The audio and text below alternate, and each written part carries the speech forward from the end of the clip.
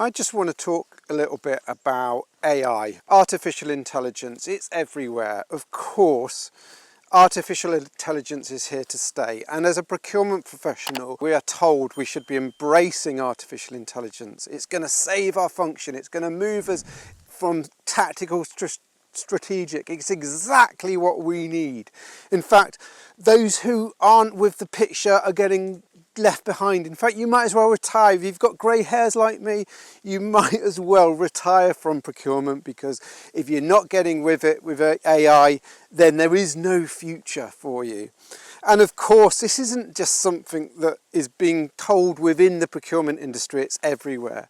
But what I will say is it's particularly prevalent in procurement, because you've got a plethora of procurement tech companies that are latching onto AI as being their key sales tool. In fact, it's remarkable in the last 2 to 3 years how many procurement tech companies have all of a sudden become AI first. In fact, that's incredible really when you think about it, because AI isn't really new. LLMs have been in existence for 10, 20, 25 years, but they're all telling you now that they've got the latest AI that's going to change the future of procurement. Have you noticed, by the way, that all the procurement tech companies, they don't talk to you about discussions they've had with procurement teams. It's all being landed upon us as though that's the golden egg that we've all been looking for. In fact, AI will solve all our ills. They're not actually talking to procurement teams. Have you ever had a procurement tech vendor come to you and say, we want to develop our product, but we'd like to know what your challenges are? It's interesting, isn't it? The biggest challenges in procurement, they're not normally the things that need automating. They're the internal challenges, the politics, the stakeholder engagement, the CEO who just wants to bypass a policy. There's no tech company coming to you with a solution for that. And that's why I fundamentally believe that the best procurement professionals will ride this storm. But also I think we've got to be very careful of the divisive and quite dangerous dialogue that's happening around now, which is almost akin to ageism. What I mean by that is there's this theory that's going around that's being spun up that says if you are not on board with procurement and AI, if you're in procurement and you're not taking on AI and taking it seriously, you're going to be left behind. In fact, you might as well be redundant. And that's one of my big concerns, actually. Have you noticed now that many businesses are using AI as a reason not to recruit? In fact, I've spoken to many procurement professionals who say, I did pitch for a bigger team, but they said, no, go and source AI for that. Brilliant. This is the game changer that we need. This is going to save so many jobs. It's all saving money. That's what procurement does. Now, I just want you to think about that for a moment. Saving money by saving heads, by getting rid of jobs. It's a bit of a spiral, don't you think? There'll come a point where there are no jobs, where there are no people doing jobs.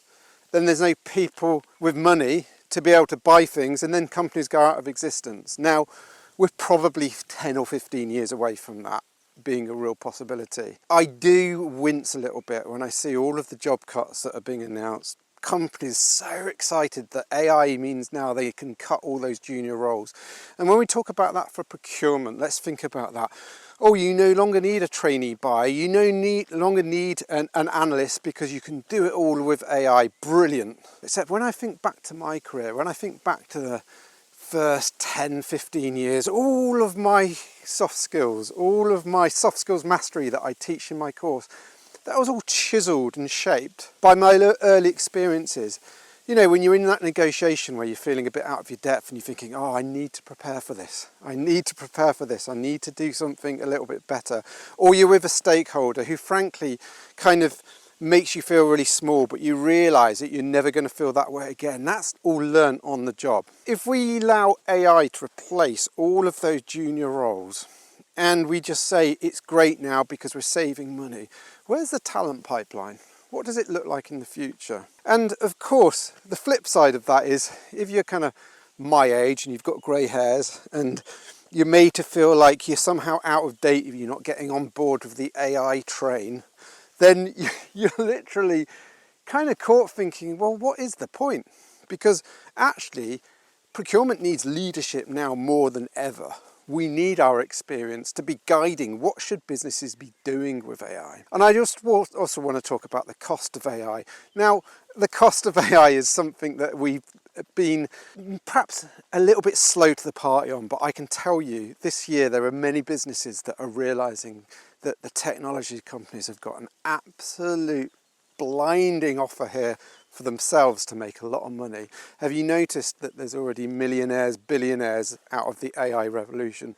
And it's because they've latched onto this thing. It's even better than SaaS. This is even better than software as a service for them because they can sell AI in tokens. So what you do is you say to a business, it's quite cheap. It's only 20p per token.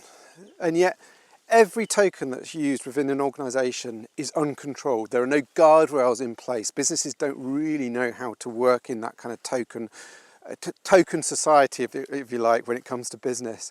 And so everything goes out of control. And what happens is businesses are becoming almost bankrupted by the AI that they've been investing in to help solve the problems that probably weren't there in the first place. And I just think that procurement now needs to stand up and be counted and ask those questions, to truly ask, how thoughtful are we being around the AI that we're adopting? Do we really know what we're doing? Now, I'm not an anti-AI. I get how important it is. In fact, the train's left the station. We can't ignore it. And I'm not one of those people who just thinks that AI is all bad. I think, as with many things, there's shades of grey. There's no wrong or right. But what I can tell you is this: we need to be using our brains. We need to be critically thinking, what is the future for procurement? What is the future for procurement in the world of AI? What are the skills that we need to develop? And what does the future talent pipeline look like in the world of AI? How are we going to foster the future generation so that they're not all just robots? They're not all just putting in prompts into a ChatGPT to give them an output. They're actually being able to use their brain. And I want to talk about that thing around muscle memory as well. Have you ever been on a local journey, maybe it's like 10 miles away from where you live, and you just use your sat-nav on autopilot? This happened to me the other day, by the way. My wife said to me, turn the sat-nav off and see if you can get there. And honestly, it was a struggle because everything was so on autopilot. I hadn't imprinted the muscle memory.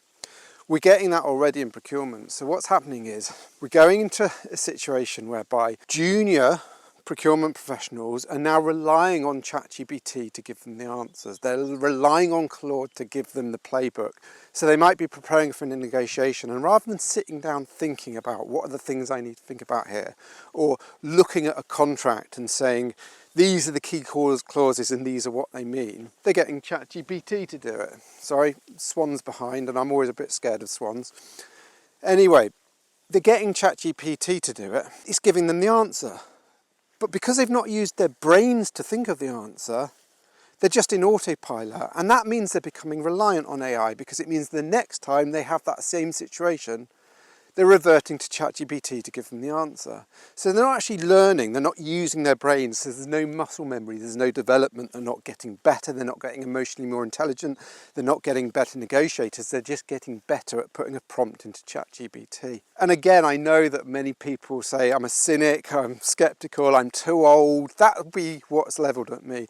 There's this kind of millennial feeling around this in terms of, oh my goodness, you're the wrong generation, Tom. Well, actually, I'm not the wrong generation. I've lived through many, many technology changes, and I've seen the good that the internet brought. I've seen how useful mobile phones have been. Oh, the irony that I'm recording this on my mobile phone. I've seen what SaaS can do in terms of being able to deliver products universally across the globe that are really helping businesses. I've seen all of those changes, and I think artificial intelligence will do a lot of that for procurement. My worry about this one, though, and the difference is that the speed with which artificial intelligence is being adopted, the fact that we're not actually taking the moments to think, what do we want from this? And actually, what guardrails should be put into place? And that's my final point. I just want to talk about the point around confidentiality here. Now, today, someone sent me an article, a Substack that someone had written, and it had my quotes all over it, and they said, brilliant article, Tom. So pleased to hear your views on this. I had nothing to do with that article. It was written by an author that I don't even know. No one had contacted me, but the way it came across was as though I had written for them. And it was absolutely, had scoured the internet. It was clearly use of artificial intelligence to get the information to put into an article. Firstly, there's a courtesy thing around that. Secondly, it really scares me around the intellectual property and the way that that's being used. But who's asking the questions around the data that the likes of ChatGPT, Gemini, Claude, Copilot are using? What are the guardrails to protect that information? What are the guardrails around confidential information? Such information that procurement used to protect within the inch of our lives because we knew how sensitive and important that was to our organisations, to the world. Where are they getting the benchmark information from? Where's the market research coming from? Where's the RFP information coming from? All of these questions that no one's really asking. And again, I absolutely know I will be accused of being old school. Maybe that's it. Maybe that's my procurement career over. But to be honest, procurement needs more critical thinking now than ever. It needs people of my generation and older, those who have lived in the trenches, to be able to guide the future and to be able to ask those questions. Artificial intelligence is here to stay. The train has definitely departed. It's an express train though, and I'm not sure that there's anyone who's truly in control of where that's going, how fast it's going, or where it ends up. And I don't want it to be a car crash for procurement. In fact, I'm mixing my metaphors there, but you know where I'm going with that. So let me know in the comments, do you agree? Do you have similar confusion or concerns around artificial intelligence? Have I taken this too far? Do you think that maybe I should just pipe down and just get with the picture? Maybe I am getting old. Maybe this should be the last video that I ever record. I'm telling you now, procurement has to embrace artificial intelligence. I know that. It's here to stay. But are we asking the right questions? Do we have the right skill sets in the profession? And should we be thinking a little bit differently about what the future of procurement looks like and how we develop our future talent pipeline? I'll see you in the next video.